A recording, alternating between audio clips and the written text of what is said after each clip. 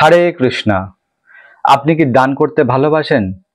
আপনি কি মানুষের সেবা করতে ভালোবাসেন?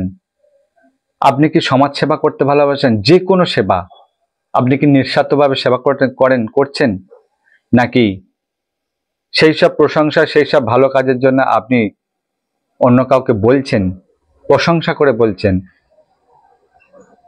যদি এই কথা বলে থাকেন যে আমি এই করেছি, সেই করেছি, ওই পুণ্য সেই পুণ্য করেছি, তাহলে এই ভিডিও সেই সব ব্যক্তিদের জন্য যারা হাজারো পুণ্যকর্ম করেছেন, আর পুণ্যকর্ম করার পরেও সে পুণ্যকর্মের গুণগান অন্য কারোর কাছে করছে। তো এই ভিডিও সেই সব ব্যক্তিদের জন্য যারা নিজের পুণ্যের কাজ, নিজের ভালো কাজ অন্যের কাছে বলেন, অন্যের কাছে গুণগান করে, অন্যের কাছে প্রশংসা করে বলেন আমি এই করেছি, সেই করেছি, তেই করেছি। তাহলে শুনুন এই কাহিনীটা, টনক নড়ে যাবে। এক ধনী শেঠ ছিল, যিনি সৎ চরিত্রবান ছিল, যিনি কখনো কোনো পাপ কাজ করেননি, তিনি কেবল সেবা কাজ করতেন। তার এত ধন সম্পত্তি ছিল যে সে শুধু দান ধ্যান করতেই তার শেষ হয়ে যায়।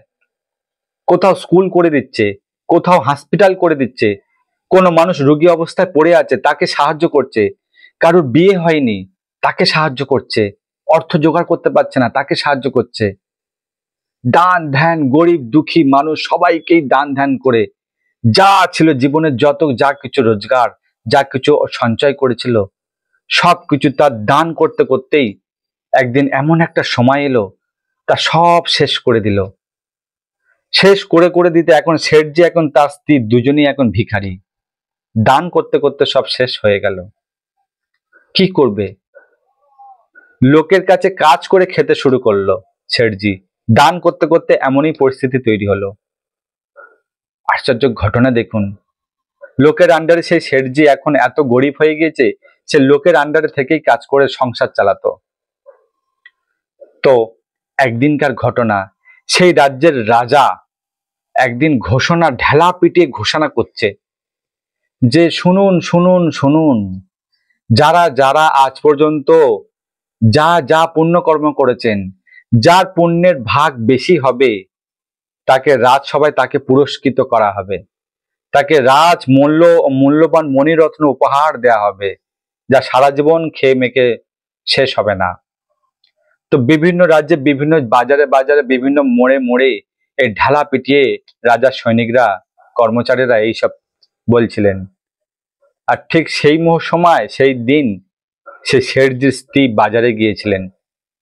তো স্ত্রী শুনে অবাক, যারে রাজামশাই এই কি ঘোষণা করছেন যে যার পুণ্য যত বেশি থাকবে সে রাজসভায় এসে সে পুরস্কৃত পাবে এবং তার বদলে আরো অনেক মণিমুক্ত পাবে, যা বসে খাওয়া যাবে সারা বছর, সারাটা জীবন। স্ত্রী তো এই কথা শুনে ছুটতে ছুটতে স্বামীর কাছে এলেন। সেই স্বামী শেঠজিকে সব কথা বললেন যে রাজা এরম ঢেলা পিটিয়ে পিটিয়ে প্রচার করছে। যাও স্বামী, আমাদের এই সুযোগ ছাড়া উচিত নয়, কারণ আমরা দান করতে করতে আজ আমরা ভিখারি, আজ আমরা লোকের কাছে কাজ করে আমাদের সংসার চালাতে হচ্ছে। তাই রাজা যখন আদেশ করেছেন যে যার পুণ্য বেশি থাকবে তাকে পুরস্কৃত করা হবে। তো রাজমহল ছিল অনেক দূরে, গ্রামের কাছে শেঠজির বাড়ি ছিল। শেঠজি বললেন, হ্যাঁ ঠিকই বলেছ, রাজা যখন আদেশ করেছে তখন নিশ্চয়ই তো হবেই, আর আমি অবশ্যই যাব, কারণ আমার পুণ্য তো কম কিছু নয়, কারণ পুণ্য করতে করতে, দান করতে করতে আমি ভিখারি হয়ে গেছি আজ, তাই কিছু তো প্রয়োজন আছেই। তো সেই দিন স্ত্রী খুব সুন্দরভাবে টিফিন করে দিলেন, রুটি সবজি তরি তরকারি সব গুছিয়ে দিলেন টিফিন করে, আর শেঠজিকে দিয়ে বললেন যে তুমি যাও, রাজসভা তো অনেক দূরে, তাই যেতে যেতে পথে যদি খিদা পায় তাহলে তুমি তা খেয়ে নিও। শেঠজি টিফিন গুছিয়ে নিলেন ব্যাগের ভিতরে আর চললেন রাস্তা দিয়ে। রাস্তা দিয়ে চলতে চলতে চলতে চলতে খুব খিদেও পাচ্ছিল, তৃষ্ণাও পেল। তা একটা বড় গাছের গোড়ায় এসে সেই শেঠজি বসলেন। ভাবলেন যে রাজপথ তো অনেকটা যেতে লাগবে, তাই এখন একটু খেয়ে নি বলে যখন টিফিন বাক্স বের করেছে, যখন খাবার বার করেছে, তখন সেই মুহূর্তে দেখছেন যে 3-4টে কুকুর ঘেউ ঘেউ ঘেউ ঘেউ করতে করতে সে শেঠজির সামনে এসে বসে পড়লেন, আর তার খাবারের দিকে তাকিয়ে রয়েছে কুকুরগুলি, আর ঘেউ ঘেউ ঘেউ ঘেউ করছে। শেঠজি এমনি দয়াবান ছিল, সচ্চরিতবান মানুষ ছিল, খুব সরল হৃদয় মানুষ ছিল। শেঠজি বলেন, আহারে, হয়তো এই কুকুরগুলো হয়তো খাওয়া হয়নি, হয়তো হয়তো এরা খাবার জন্য হয়তো আমার সামনে এসে বসে আমার কাছে তাকিয়ে আছে। বলে ও শেঠজি ওই টিফিন বাক্স থেকে একটা রুটি ছিঁড়ে সবাইকে ভাগ করে দিলেন। কুকুরগুলো তাড়াতাড়ি খেয়ে নিলেন, খেয়ে নিয়ে ফের আবার তাকিয়ে রয়েছে।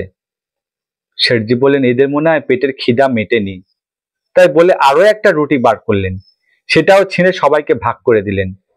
তাড়াতাড়ি সেই কুকুরগুলো খেয়ে নিলেন। শেঠজির জন্য থাকবে কি? সব যদি কুকুরকেই দিয়ে দেয়। আছে মাত্র আর একটা রুটি, কি করবে? কুকুরগুলো আবার তাকিয়ে আছে। শেঠজি বলছেন, আমি না খাই না খাবো, কিন্তু এই কুকুরগুলো তো সারা দিনেও তো কিছু খেতেই পায় না। আমি তো প্রত্যেকদিন খাই, নয় একদিন না খেয়েই থাকবো, তাদের খিদা তো মেটাতে পারবো। বলে সেই লাস্ট অবশিষ্ট যে রুটিটা ছিল, সেই রুটি আর সবজি কুকুরগুলোকে ভাগ করে দিল, খেয়ে নিল। খেয়ে নেবে, ঠিক আছে, আজ অভুক্তই নয় থাকবো, প্রত্যেকদিন তো আমি খাই, কিন্তু এরা তো প্রত্যেকদিন খেতে পায় না, তাই আজ এরা ভালোভাবে খাক। তাদেরকে খাইয়ে দিয়ে শেঠজি রাজসভায় গেলেন। রাজসভাতে গিয়ে রাজার কাছে উপস্থিত হলেন। সবাই তো উপস্থিত, সবাই তো কিছু না কিছু পুণ্য কাজ করেছে।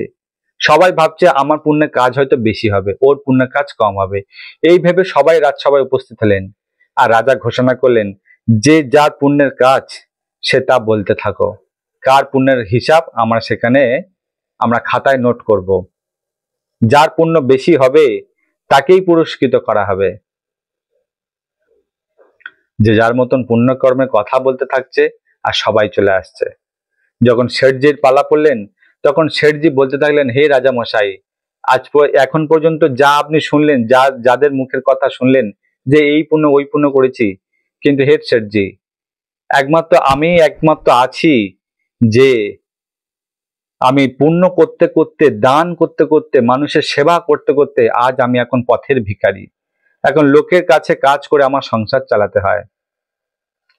তো হে রাজা মশাই, আমার পুণ্যের কথা আমি বলছি, আপনি শুধু শুনতে থাকুন। তো ছোটবেলা থেকে যা যা সেবা পুণ্য কাজ করে গিয়েছে সমস্ত কথা তিনি বললেন। বলে রাজামশাইকে বললেন, বলুন রাজামশাই, এবার আপনি কি বিচার করবেন?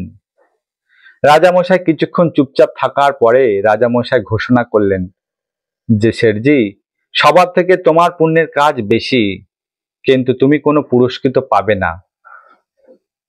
শেঠজি শুনে অবাক হয়ে গেলেন, পুরস্কৃত পাবো না মানে? হে রাজামশাই, আপনি তো স্বয়ং বলেছেন, ঢালা পিটিয়েছেন প্রত্যেক গ্রামে গ্রামে এসে, যে যার পুণ্য যত বেশি থাকবে তাকে ইনাম দেওয়া হবে, তাকে পুরস্কৃত করা হবে, তাকে রত্ন মোহর দেয়া হবে। কিন্তু আপনি এই কথা কেন বলছেন? তাহলে আপনার অর্থ কি? যে আমি যে পুণ্য কাজ করছি তা পুণ্যের কোনো মূল্য নেই? আপনি তো স্বয়ং তো বলেছেন যে আপনি এই পুণ্যের জন্য পুরস্কৃত করবেন, কিন্তু এখন কেন বলছেন যে পুণ্যের জন্য পুরস্কৃত করবেন না? এই কথা বলতে বলতে রাজার সাথে কিছু বচসা হয় ওই শেঠজির। বলছে, আপনি দুষ্ট প্রকৃতির, আপনি মিথ্যাবাদী। আপনি সবাইকে বললেন যে পুণ্যকর্ম যে যা করবে তার পুরস্কার দেওয়া হবে, কিন্তু আপনি তা পুরস্কার দিচ্ছেন না কেন? আমি জানতে চাই কেন, আমি তা নিজেই জানি না। তাহলে আপনি কেন এই ঘোষণা করলেন?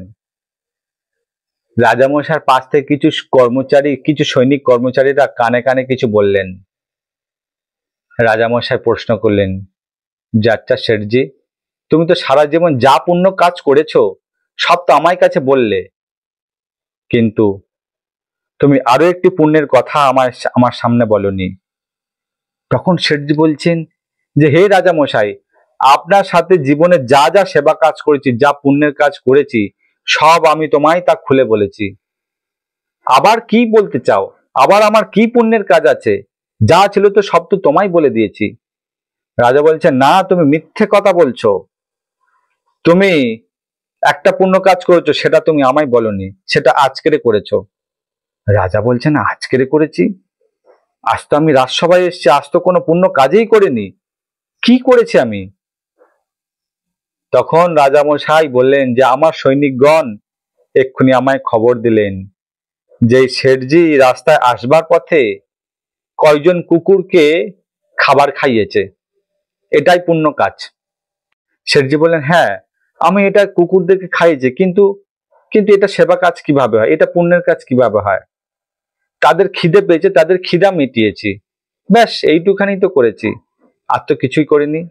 তখন রাজামশাই বললেন, শেঠজি তুমি আজ পর্যন্ত জীবনে যা যা পুণ্য কাজ করেছো তার মূল্য তুমি তো পাবে না, কিন্তু এই একটা পুণ্য কাজের জন্য, এই যে কুকুরকে খাইয়েছো, এই পুণ্য কাজের জন্য তুমি পুরস্কৃত পাবে। তোমার পিছনে যারা যারা পুণ্য কাজ করেছে তারা সবাই কেউ মূল্য পাবে না, শুধুমাত্র এই একটা কাজের জন্য তুমি মূল্য পাবে। শেঠজি তো অবাক হয়ে গেলেন যে আমি সারা জীবন সেবা কাজ করে গেলাম, পুণ্যের কাজ করে গেলাম, আমি কোনো মূল্য পাবো না? শুধু এই রাস্তায় কয়েকজন কুকুরকে খাইয়েছি, তাকে পেট ভরে খাইয়েছি, তার জন্য আমি পুরস্কার পাবো? রাজা বললেন, হ্যাঁ তুমি পুরস্কার পাবে। তার কারণ শুনে নাও। কারণ তুমি যা যা পুণ্যের কাজ করেছো আজ থেকে, ছোটবেলা থেকে এই জীবন কাল পর্যন্ত যা যা পুণ্যের কাজ করেছো, সব কথা তুমি মাথায় রেখেছো, মনে রেখেছো, তুমি লোকের কাছে গুণগান করেছো, আর তুমি তোমার পুণ্যের কাজ মনে রেখেছো, তাই তুমি এর পুণ্যের ফল কখনো পাবে না। কিন্তু এই একটাই কাজ যা আজকে তুমি করে এসছো রাস্তায়, কারণ যে পুণ্যের কাজ তুমি মাথায় রাখোনি, তুমি মনে রাখোনি, যে পুণ্যের কাজ করে মনে রাখে না, মাথায় রাখে না, যার গুণাগুণ অন্যের কাছে প্রশংসা করে না, সেই একমাত্র পুণ্যর ফল পাবার অধিকারী। কারণ যে পুণ্য করে মনে রাখে না, ভুলে যায়, অন্য কাউকে প্রশংসা করে না, গুণগান করে না যে আমি এই করেছি, সেই করেছি, তাই করেছি, সে একমাত্র পুণ্য ফল পাওয়ার অধিকারী। আর যে এইসব করে, অন্য কাছে বলে, প্রশংসা করে, মনে রাখে পুণ্যের কথা, সে পুণ্য পাওয়ার অধিকারী নয়।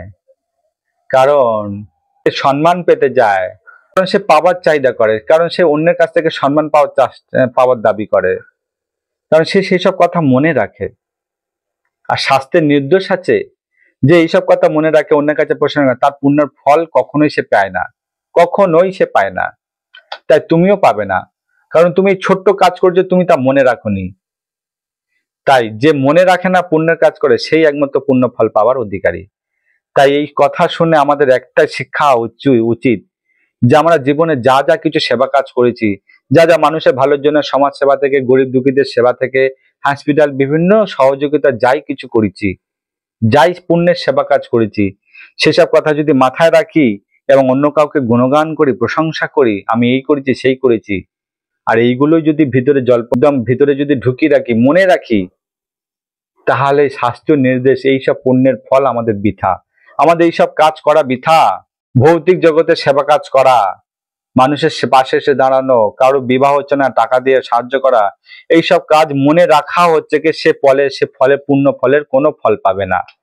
আর যদি অন্য কারো কাছে প্রশংসা করে, তাহলে সে তো একেবারেই না।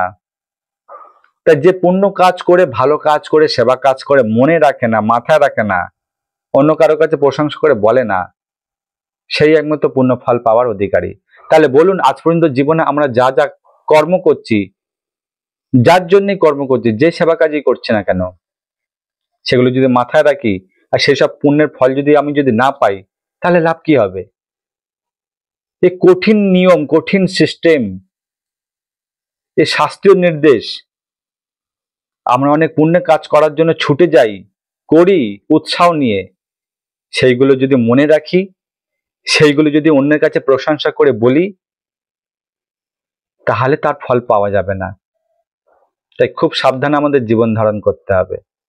তো দেখুন, এই ছিল একটা ছোট্ট কাহিনী যে আমাদের অপূর্ব শিক্ষা দিয়ে গেল যে কোনো ভালো কাজ যদি করি, মানুষের পাশে এসে দাঁড়াই, গরিব দুঃখীদের সেবা করি, তাহলে সেই পুণ্যের কাজ মাথায় রাখা যাবে না, তৎক্ষণাৎ করে তা ভুলে যেতে হবে, এবং তা অন্য কারোর কাছে প্রশংসা করে বলা যাবে না। কখনো জীবনে কখনো কিছু যদি জীবনে একবারও যদি ভুলবশত কারোর সঙ্গে বলে ফেলেন, তা সেই পুণ্যের ফল তার সঙ্গে সঙ্গে নষ্ট হয়ে যায়।